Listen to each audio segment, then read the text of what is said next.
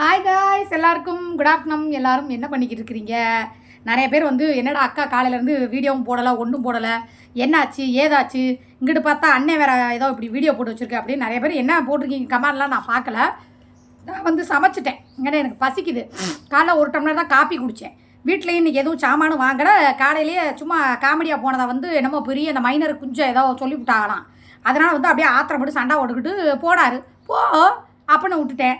குளிச்சுட்டு திருப்பி வர்றியா இல்லையான்னு கேட்டார். நான் வரல அப்படின்ட்டேன். ஏன் அப்படின்னா 3 வருஷமாக அந்த வீட்டை நான் எவ்வளோ தூரம் சுத்தம் பண்ணேன், எப்படியெல்லாம் வச்சுருந்தேன் அப்படிங்கிறது உனக்கு தெரியும். ஆனால் நான் இல்லாமல் நீ தனியாக அந்த வீட்டை சுத்தம் பண்ணும் போதெல்லாம் சூர்யா இருந்தானா நிறைய நமக்கு சுத்தம் பண்ணி எவ்வளோ கூட மாட ஹெல்ப்பாக இருந்திருப்பா அப்படிங்கிறது உனக்கு தெரியணும். ஏன்னா கூட ஒரு ஆள் இருக்கிற வரைக்கும் நம்மளோட அருமை தெரிய போகிறது கிடையாது. இல்லைங்கும் போது தான் அந்த அருமை தெரியும். ஒன்றை மாதிரி ஆளுகளுக்கெல்லாம் வாயில் சொன்னால் புரியாது. நல்லா கேட்டுக்கங்க. என்னை நீங்கள் கழுவி ஊற்றுனான்னு பரவாயில்ல, ஒரு வயசு சோறு வச்சுக்கிறேன், கருவாட்டு குழம்பு சரியாக வச்சுட்டேன். எனக்கு வதக்குது, நான் சோறு திங்கிறேன். நீ என்ன என்னை விட்டுட்டு போனேன்னு சொல்லிட்டு நீ என்ன அப்படியே சோகத்தில் சோறு திங்காமல் இருந்தியா, குளிக்காமல் இருந்தியா, கும்மால் அடிக்காமல் இருந்தியா, தூங்காமல் இருந்தியா? நான் மட்டும் எதுக்கு நீ போன சண்டை ஓட்டுட்டேன்னா சோறு திங்காமல் இருக்கணுமா? இன்னையெல்லாம் அப்படிலாம் பண்ண முடியாது. நான் நல்லா சாப்பிடுவேன். அப்படியா கருவாட்டு குழம்புடி கத்திரிக்காய் போட்டு பாரு. எல்லாரும் சொல்லுங்கடி. கருவாடு குழம்புனா இதுதாடா கருவாடு குழம்பு. அடடா கொண்டாங்குறா வாங்கடா முள்ளு. அதை எடுத்து தனியாக வச்சுட்டு அப்படியே கருவாடு கூட எங்கள் அம்மா கொடுத்த வடகம் எல்லாம் சரியா. நானும் எத்தனையோ நாள் பாவம் அவர் இல்லாமல் நம்ம சாப்பிடக்கூடாது அப்படின்னு சொல்லி ஒரு ஃபீலிங்கெல்லாம் இருந்துச்சு நிறைய காதல் இருக்கிறப்ப. ஆனால் இந்த களவாணி கபோதி பைய அதுக்கெல்லாம் சுத்தப்பட்டு வர மாட்டியான். இங்கே சரியான முளை மாதிரி பைய புரியுதா? நான் என்ன கேட்குறேன்னா, இத்தனை நாள் ஆளை கூட்டியிருந்தேன் உங்கள் அம்மா வீட்டை சுத்தம் பண்ணிய ஒரு நாள் கூட்டிக்கிட்டு போய் சுத்தம் பண்ணு இதுங்கிற. அதில் என்ன சாமாவா கிடக்குது? வெறி வீடு தானே. வெறு வீட்டை வெள்ளையடிக்க எந்த வெள்ளையடிக்கிறவங்க வேணாலும் வருவாங்க. இப்போ இந்த வீடு மாதிரி இருந்தால் சாமான்லாம் எடுத்து வைக்கணும், ஒதுங்க வைக்கணும். ஒதுங்க வச்சு கொடுத்தா தான் வெள்ளையடிக்கிறவங்க வெள்ளையடிப்பாங்க. அதுக்குள்ளே என்ன கிடக்குது? உனக்கு என்ன பின்னாடி சுற்றிக்கிட்டே தெரியணுமா? ரெண்டாவது இன்னொன்று கேளுங்கடி பிள்ளைகளா. குற்றாலம் போயிட்டு வந்த அன்னைக்கு அவ்வளோ துணிமணி துவைச்சு வீடு வாசல் கூட்டி தொடச்சி பாத்திரம் கழுவி அடுப்பை கழுவி அதை தான் எடுத்து அந்தந்த இடத்துல போய் சேர்த்தேன். மறுநாளே இந்த பாத்ரூம்லாம் கழுவுறேன்னு சொல்லி பீரியட் ஆகிட்டேன். எனக்கு அந்த இதுக்கு குற்றாலம் போய் கண்டினியூவாக பிடிக்கும். இந்த வாட்டி என்னடா சாப்பிடும்போது இப்படி பேசணும்னு நினைக்காதீங்க. அந்த 3 நாள் பயங்கரமாக இருக்குது. நேற்றெல்லாம் பார்த்தீங்கன்னா முடியல. என் தங்கச்சி அன்றைக்கி கல்யாணத்துக்கெல்லாம் போகிறேன், நான் அப்படியே ஒரு மாதிரியாகவே இருக்கேன். என் தங்கச்சி சொல்லலை, சொன்னால் கூட அவள் புரிஞ்சிருப்பான். அவளுக்கும் தெரியாது நான் பீரியடுன்னு சொல்லிட்டு. சரின்னு சொல்லிட்டு பார்க்குறேன், அவ்வளோ முடியலை. நேற்று அதுக்களவும் முடியலை. இன்றைக்கி வரைக்கும் எனக்கு முடியலைன்னா எப்போவுமே 2 நாளாக நின்றும். கொஞ்சம் ஓவராக கண்டினியூவாக ட்ரிங்க்ஸ் பண்ணனால இதோடு சேர்த்து நேற்றும் கொஞ்சம் ரொம்ப ஒரு மாதிரி பெயினாக இருக்கேன்னு சொல்லிட்டு ட்ரிங்க்ஸ் பண்ணிட்டேன். புரியுதா?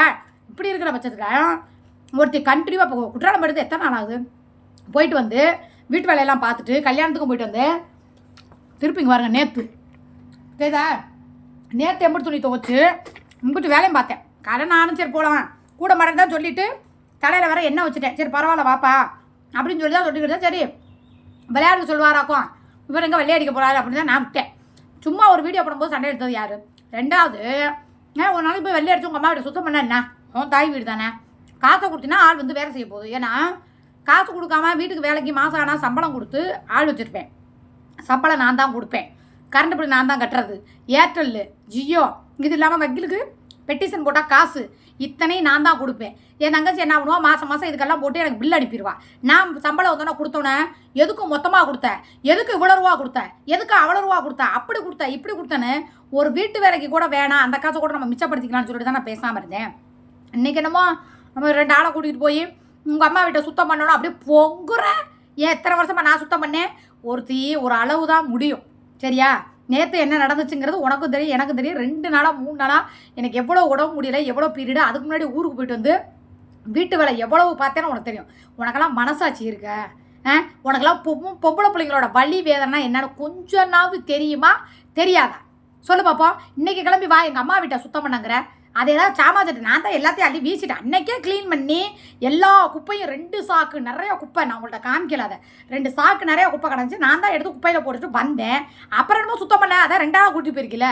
ஏங்க ஒரு 2 ஆம்பளைங்க அடுத்தவங்க வெள்ளையடிச்சிக்கிட்டு இருக்காங்க. நான் ஒரு பொம்பளை போய் எப்படி அங்கே உட்காருவேன்? நான் ஒரு பாத்ரூம் போகணும், ஒரு பேட் மாற்றணும், ஏதாவது ஒன்று பண்ணனே எனக்கு அது ஒரு மாதிரி கூச்சமாக இருக்கும். 3 பேருக்கு அந்த வீட்டுக்கு நான் இருக்கிறதே 10 ரூம் ஒன்று. இதுக்குள்ள நான் போய் என்ன பண்ண போகிறேன்? இவருக்கு பெயிண்ட்டு செலக்ட் பண்ணி கொடுக்கணுமா? ஏன் நீ செலக்ட் பண்ணிக்க மாட்டியா? இல்லை எல்லாத்தையுமே இது பண்ணுவியா?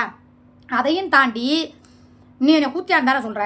உங்கள் அம்மா எனக்கு எப்படி மாமியார் ஆகும்? உங்கள் அம்மா எப்படி எனக்கு உரிமையாகும்? நீயே எனக்கு புருஷன் இல்லை. அதாவது முதல்ல உரிமை முறைங்கிறத என்னங்கிறத நீ சொல்லு.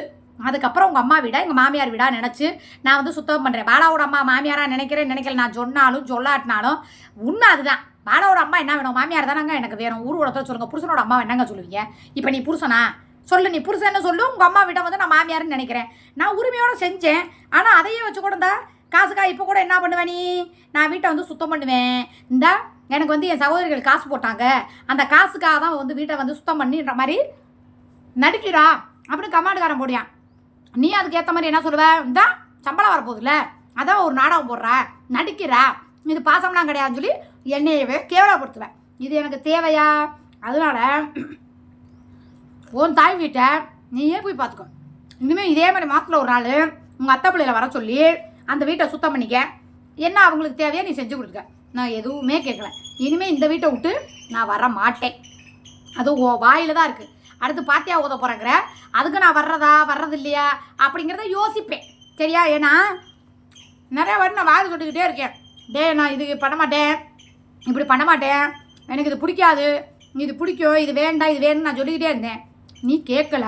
இன்றைக்கி நான் ஒரிஜினலாகவே காட்டிட்டேன். இதுதான் என் கேரக்டர். புரியுதா?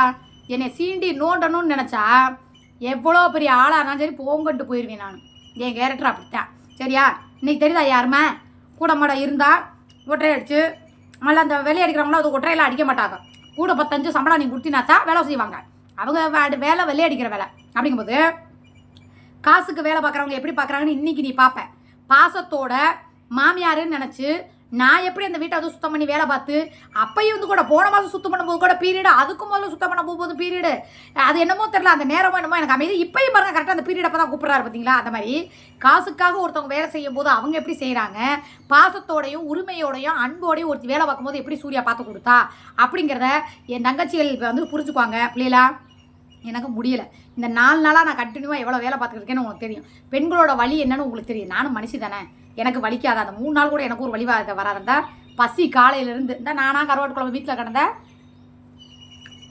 2 கத்திரிக்காய், 2 கருவாடு, மொச்சை எல்லாத்தையும் போட்டு ஒரு என்னமோ அரையும் குறையமா ஒரு கருவாட்டு குழம்பு வச்சு இந்த எங்கள் அம்மா கொடுத்த வடகம் படுத்து வச்சு நான் வடகு சாப்பிட்டுருக்கேன். இதுக்காண்டி என்ன நீ கோச்சுட்டு போயிட்டேன், என்ன ஏதாவது பேசணும்னு சொல்லிட்டு சரக்கு அடிச்சுட்டு என்ன அப்படியே மட்டையா இப்போ விடுதுண்ணா. இனிமேல் அதெல்லாம் ஒரு காலமும் நடக்காது. அப்படியே அடித்தேன், எனக்கு ஃபீலிங் இருக்குது அப்படின்னா நான் மீடியாக்கெலாம் கண்டிப்பாக காட்ட மாட்டேன். அது என்னோடய பர்சனல். சரியா? அதனால் நான் வாடகை சாப்பிட்டுட்டு நான் வாடகை போய் படுத்து தூங்கி ரெஸ்ட் எடுக்க போகிறேன். சரியா? அதனால் பிள்ளைகளா, நான் ஏதாவது தப்பாக பேசுகிறதா மன்னிச்சுக்கோங்க. இத்தனை நாள் ஒரு உரிமையோடு தானே நான் வந்து போய் செஞ்சேன் உங்கள் அம்மாச்சி வீட்டுக்கு. ஆனால் அந்த உரிமையை எவ்வளோ கொச்சப்படுத்தினார். காசுக்காக செஞ்சானா காசுக்காக நான் செய்கிற மாதிரி இருந்தால் ஆளை கூட்டிகிட்டு போய் வச்சு செஞ்சுருப்பேன்ல. சொல்லு. நான் ஏன் வந்து செய்யணும்? என் வீட்டுக்கே ஆளை போட்டு வேலை பார்க்கும்போது அந்த வீட்டை வந்து நான் அவ்வளோ தூரம் எவ்வளோ அழுக்கு எவ்வளோ குப்பை தூசி கிடந்துச்சுன்னு உங்களுக்குலாம் தெரியாது. அவ்வளோ சுத்தம் பார்க்குறேன். நான் உங்கள் அம்மா வீட்டை சுத்தம் பார்த்ததே கிடையாது. அப்படியே இந்த கையில் தான் முறத்தில் அள்ளி ஊற்றுவேன். நிறைய வாட்டி இன்ஃபெக்ஷன் ஆகி இதெல்லாம் அரிச்சு ஒரு மாதிரி இன்ஃபெக்ஷனாகவே ஆயிருக்கு. அதை கூட சொல்லலை. சரி நம்ம சொல்லக்கூடாது, சொன்னால் அவர் மனசு கஷ்டப்படும் அப்படின்னு சொல்லிட்டு அவர் பார்க்கும்போதே அவருக்கு தெரியும், ஐயோ வீட்லேயே எவ்வளோ சுத்தம் பார்க்குறவங்க இங்கே வந்து எதுவுமே பண்ணலையே, நமக்காக செய்கிறாளே அப்படின்னு இருந்துச்சு. அப்படி தான் நான் பண்ணினேன். அதை கெடுத்தவன் எவன்? காசுக்காகன்னு சொன்னது யார்? நீ தானே? தேவா இப்படியே தொடர்ந்துச்சுன்னா உங்கள் அம்மா பாத்தியா ஓதுறதுக்கும் சத்தியமாக நான் வரமாட்டேன். அது மட்டும் இல்லை, அந்த பிரியாணியை நான் தொடவே மாட்டேன். நான் போய் பேசுகிறேன்னா உண்மை பேசுகிறேன்னா என் தங்கச்சிகளுக்கு தெரியும். சரியா? அதனால் வாயை அட்டைக்கு பேசு. என்னை பொறுத்த வரைக்கும் பாசத்துக்கு வேணா பிச்சை எடுப்பேன், காலில் உழுவேன், அழுவேன், கெஞ்சுவேன், கதறுவேன். ஆனால் பணத்துக்காக தான் நான் இதெல்லாம் செய்கிறேன்னு சொன்னீன்னா போடா வெண்ணெய் அப்படின்ட்டு பேசாமல் இந்த அப்படி உட்காந்து கருவாட்டு குழம்பு நான் வாடு சாப்பிட்டுக்கிட்டு இருப்பேன். கவலையே பட மாட்டேன். புரியுதா? ஏன்னா நீ என் அன்பையே விலை பேசுகிற, என் அன்பையை கொச்சப்படுத்துகிற. என்னோட அன்பு அருமையும் உனக்கு ஒரு நாள் இன்றைக்கி சாம்பிள் தான் காமிச்சிருக்கேன். நான் இல்லைன்னா நீ எவ்வளோ கஷ்டப்படுற, என்ன நாங்கள் இருந்துக்குவேன், என்ன கலர் எங்கே அடிக்கணும், என்ன டிசைன் எங்கே கொடுக்கணும், என்ன எதுன்னு எனக்கு தெரியும். ஏன்னா ஒரு வீட்டை அலங்கரிக்கணுங்கும் போது அது பெண்களுக்கு தான் தெரியும், லேடிஸ்க்கு வந்து அந்த அளவுக்குலாம் தெரியாது. அப்படிங்கும்போது ஒரு நாள் நான் கூட இல்லைன்னா எப்படி நீ உடனே சொல்லுவேன், நான் இல்லைன்னா எப்படி நீ இருப்பேன், நான் பார்த்துக்க நீ சொல்லுவேன். இருக்கும், இல்லாமலாம் இருக்காது, ஆனால் வெளியே காட்டுறது இல்லை. ஆனால் அதே மாதிரி தான் நான் சொல்கிறேன், நான் இல்லாமல் நீ காசு கொடுத்து கூட்டிகிட்டு வந்து வேலை செய்கிறவங்க எவ்வளோ தூரம் வேலை செய்கிறாங்க, எப்படி சுத்தமாக பார்க்குறாங்கன்னு பாரு. அன்புக்காக ஒரு மருமகளாக அந்த வீட்டை நான் வந்து எப்படி சுத்தம் பண்ணேன், காசுக்காக அவங்க எப்படி சுத்தம் பண்ணுறாங்க நீ பார்க்கணும்ல, உனக்கு தெரியணும்ல.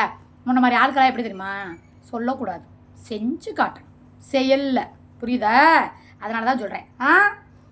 அங்கேயே சாப்பிடுங்க, பத்திரம் அப்படி தூங்கிக்க, இங்கிட்டு வராத, சரியா? நான் எல்லாம் கவலைப்படுவேன்னா நினைக்காத. உங்களுக்கு கருவாடு குழம்பு சூப்பர். நீ பாட்டு கருவாடு குழம்பு இருக்கும் அப்படிலாம் வராத. அளவாக தான் ஜோறு போட்டிருக்கேன், அளவாக இருந்தால் பப்பு நான் சாப்பிட போகிறோம். சாப்பிட்டு நாங்கள் வாடு கடிப்பிடிச்சு நாங்கள் வாடு தூங்க போகிறோம். ஓகே அடி பிள்ளைங்களா, பாய். அக்காவோட அட்டி எப்படி இருக்கு? காயம் இல்லாமல், கத்தி இருக்கக்கூடாது, சத்தமும் இருக்கக்கூடாது, ரத்தமும் இருக்கக்கூடாது. ஆனால் யுத்தம் பண்ணணும். யார் மாதிரி? இவரை மாதிரி ஆட்களுக்கு, புரியுதா? அக்கா இப்போ தான் மொத்தம் அட்டி லேசாக எடுத்து வச்சுருக்கேன். அடுத்தடுத்து இதே மாதிரி பேசிக்கிட்டு இருந்தேன்னு வச்சுக்க, நிரந்தரமாகவே உங்கள் அம்மா வீட்டில் நீ தனியாக இருக்கிற மாதிரி பண்ணி போடுவேன், புரியுதா? அதனால் எல்லோரும் மாதிரியும் என்னை நினைக்கக்கூடாது, புரியுதா? நான்லாம் வேற மாதிரி. பாய்.